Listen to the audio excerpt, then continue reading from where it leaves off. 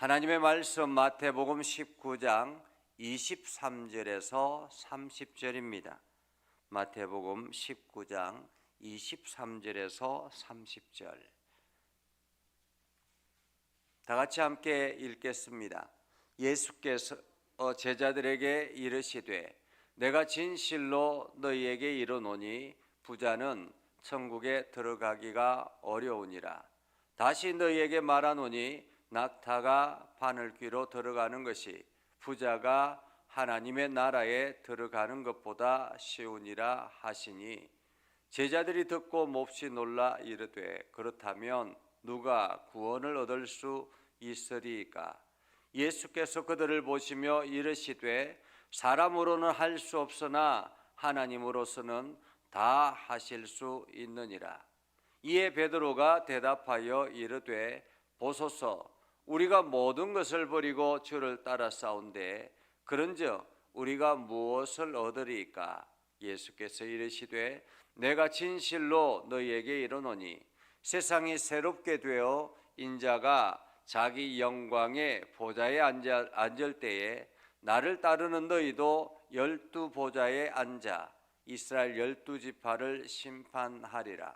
또 내 이름을 위하여 집이나 형제나 자매나 부모나 자식이나 전토를 벌인 자마다 여러 배를 받고 또 영생을 상속하리라. 그러나 먼저 된 자로서 나중되고 나중된 자로서 먼저 될 자가 많으니라.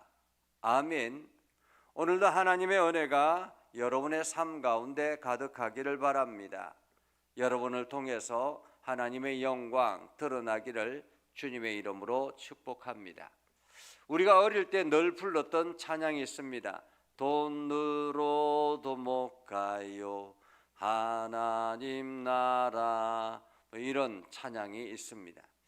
이 찬양을 부르면서 우리는 그냥 신나게 찬양했지만은 사실은 우리가 이 말씀이 진리다라는 것을 기억해야 합니다. 영국에 찰스 스투어트라는 사람이 있습니다. 찰스 스투어트라는 사람은 아주 성격이 쾌활하고 또 많은 사람들에게 친근감이 다 있는 그러한 아주 적극적인 그러한 밝은 사람이었습니다. 이 청년은 크리크라는 그러한 스포츠에 아주 뛰어나서 장래가 촉망받는 그러한 스포츠 스타였습니다.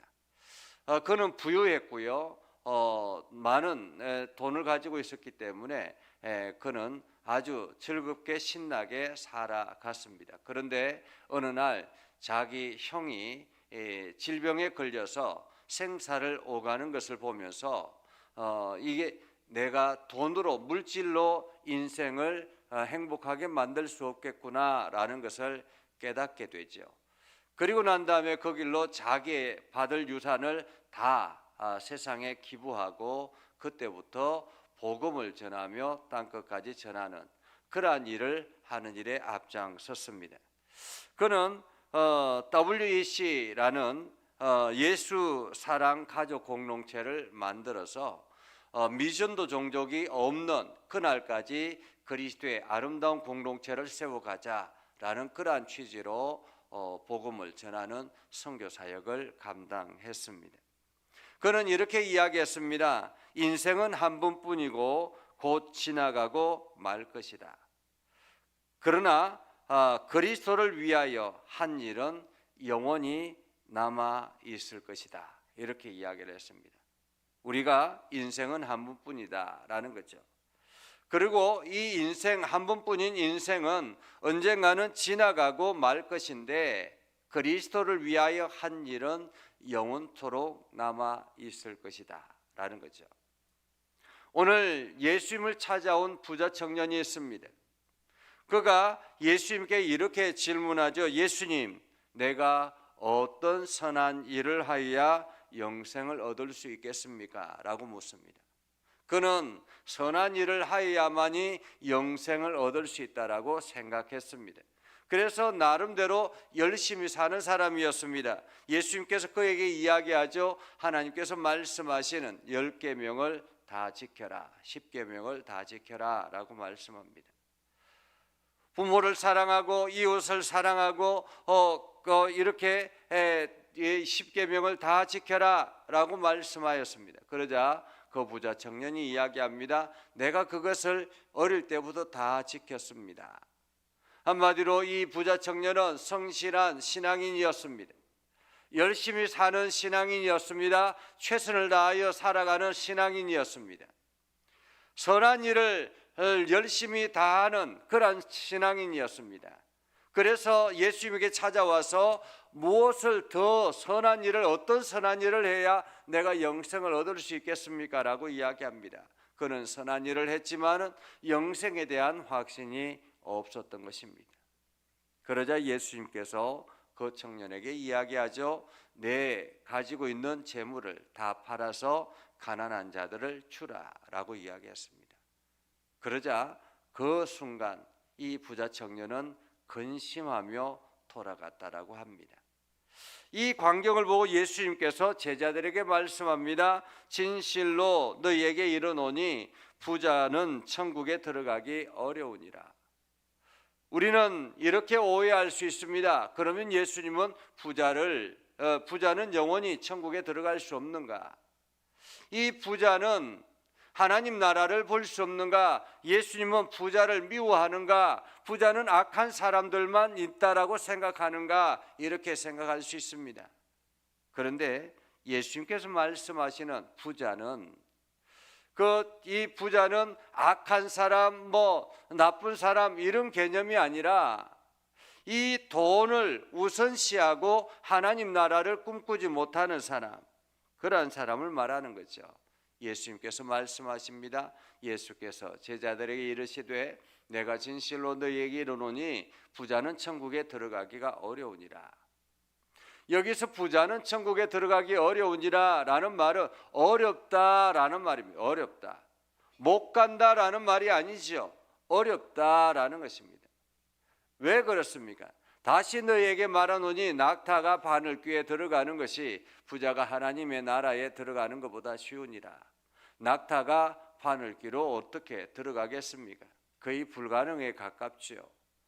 부자가 하나님 나라에 들어가는 것이 이것이 훨씬 더 쉽다라고 말합니다. 그것을 보면 불가능하다라는 말이죠. 그러자 제자들이 그 말씀을 듣고 놀랐습니다. 그렇다면 누가 구원을 얻을 수 있겠습니까? 라고 하죠. 누가 구원을 얻을 수 있습니까? 그러자 예수님께서 말씀하십니다. 한 사람으로는 할 수 없으나 하나님으로는 다 하실 수 있느니라. 사람으로는 할 수 없다라는 말은 사람의 노력으로는 하나님 나라를 꿈꿀 수가 없다라는 것입니다. 사람의 노력으로는 하나님 나라를 들어갈 수가 없다라는 것입니다. 그러나 하나님이 역사하시면 가능하다라는 거죠. 하나님이 역사하시면 가능하다. 돈으로 하나님 나라를 살 수 없고 돈으로 무언가를 이룰 수도 없는 것입니다. 그러나 하나님께서 역사하시면 오늘 찰스 스터드라는 이 청년처럼 하나님께서 역사하시면 그의 마음이 변하기 시작하고 물질의 우선보다는 하나님 나라가 우선인 삶을 살아가게 된다는 것입니다. 그래서 나에게 주신 물질은 하나님 나라를 위해서 힘써 살아가는 그러한 사람이 바로 내 돈의 가치가 하나님의 가치보다 우선시하는 것이 아니라 하나님의 가치가 돈의 가치보다 우선시하는 삶을 살아가는 것, 이 사람이 바로 하나님 나라의 주인공이 되는 것입니다. 베드로가 이야기하죠.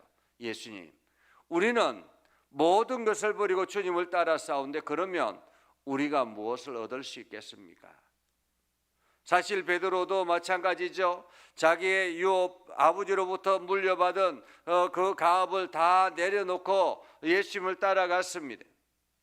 어부의 그 가치 있는 그런 배라든지 재산을 다 내려놓고 상속받을 재산을 다 내려놓고 예수님을 따라갔습니다. 그렇기 때문에 우리는 그러면 무엇을 얻을 수 있겠습니까? 베드로가 묻죠. 그러자 예수님께서 이야기합니다. 내가 진실로 너희에게 이르노니 세상이 새롭게 되어 인자가 자기 영광의 보좌에 앉을 때에 나를 따르는 너희도 12보좌에 앉아 이스라엘 12지파를 심판하리라. 12보좌에 앉아 이스라엘 12지파를 심판하리라. 한마디로 12지파를 심판하겠다라는 말은 지금 이 예수님의 제자, 오로지 예수 그리스도를 믿고 따르는 그들이 하나님의 보좌에 앉아서 12지파, 이스라엘 유대인들, 자기의 유다인 혈통을 강조하는 그 사람들을 심판하게 될 것이다라는 거죠. 그러면서 내 이름을 위하여 집이나 형제나 자매나 부모나 자식이나 전토를 벌인 자마다 여러 배를 받고 또 영생을 상속하기라. 여기서 버린다라는 말은 그냥 아예 우리가 생각하는 그렇게 버린다라는 것이 아닙니다.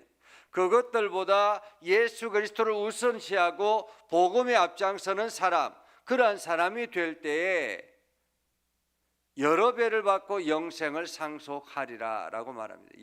영생을 상속하리라. 하나님 나라의 주인공이 될 것이다라는 거죠. 버린 것보다 더 풍성하게 받을 것이며 영생을 상속하리라. 그러나 먼저 된 자로서 나중되고 나중된 자로서 먼저 될 자가 많으니라. 먼저 예수님을 따랐다고 해서 그 사람이 반드시 이러한 천국의 주인공이 되는 것이 아니라라는 것입니다. 나중에 예수 그리스도를 믿음으로 고백하고 한다 할지라도 그가 결단하며 모든 것을 내려놓고 주님을 따르면 그가 먼저 될 자가 된다라는 것입니다. 오늘 우리는 세상적인 기준으로 하나님 나라를 볼 수는 없습니다. 세상적인 기준으로 하나님 나라를 들어갈 수도 없습니다.